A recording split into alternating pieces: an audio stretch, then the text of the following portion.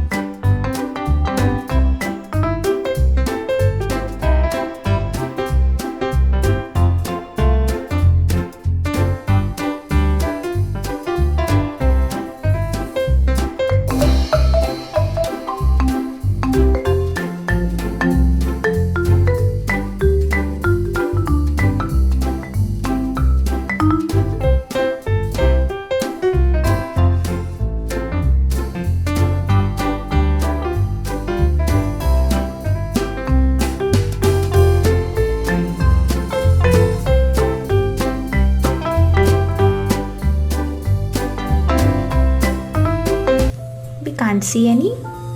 The liquids, can it be compressed? It can't do the same. But in the gases, you see it can be compressed better than solids and liquids. You can provide extra force to see how dense the gases can be seen in the syringe.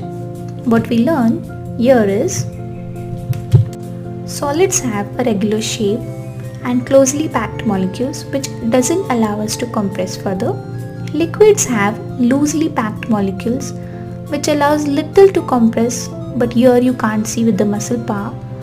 But in the case of gases, the molecules move in all directions at faster speed with large interspacing and compress very easily.